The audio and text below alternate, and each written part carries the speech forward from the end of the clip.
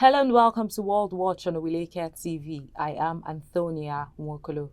The first man to receive a genetically modified pig kidney transplant has died 2 months after the operation. The hospital which carried out the procedure said Richard Sleiman, who was 62 years old, was suffering with end-stage kidney disease before undergoing the operation in March. Massachusetts General Hospital said on Sunday there was no indication his death was a result of the transplant. Transplants of other organs from genetically modified pigs have failed in the past, but the operation of Mr. Sleiman was hailed as a historic milestone. In addition to kidney disease, Mr. Sleiman also suffered from type 2 diabetes and hypertension.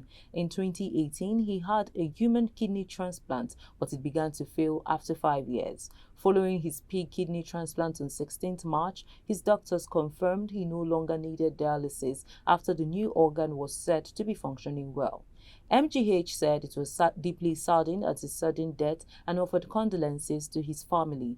Mr. Sleiman's relatives said his story was an inspiration. In other news, thousands across Canada were urged to evacuate from blazing wildfires on Saturday, and the smoke emanating from them could be another danger lasting the next 2 days, resulting in poor air quality and reduced visibility as it begins to waft into the U.S.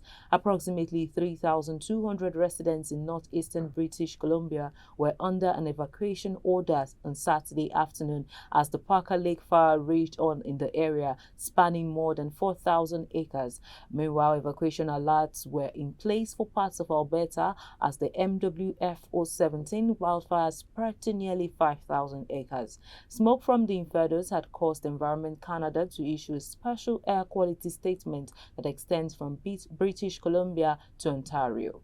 Residents in portions of British Columbia are being impacted or are likely to be impacted by wildfire smoke over the next 24 to 48 hours.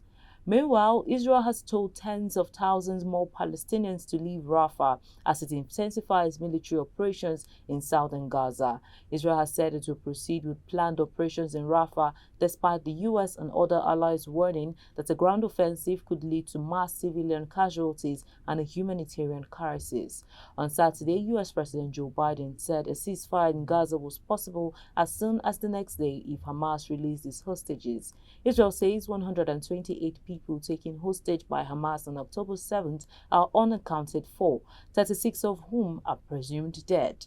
And now 2 children were killed and others injured after a bomb fell near a pediatric hospital in the western Sudanese city of El Fasher.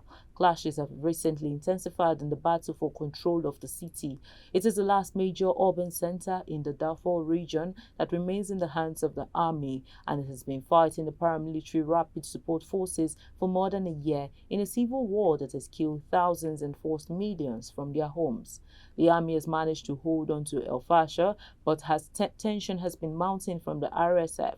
At some point overnight into Sunday, a blast in the front of the MSF-supported Babika Nahar Pediatric Hospital in El Fasher led to the collapse of the roof above the intensive care unit and the death of 2 children receiving treatment there, as well as some caregivers. Patients were also injured, and those who could make it sought safety in another hospital, which had already taken in 160 wounded people on Friday. And that's all we have for you on World Watch. I am Antonia Nwokolo.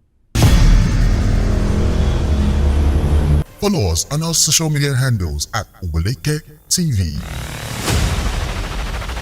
Visit our website at www.oweleketv for a thrilling journey. Oweleke TV, rising star at the fairground.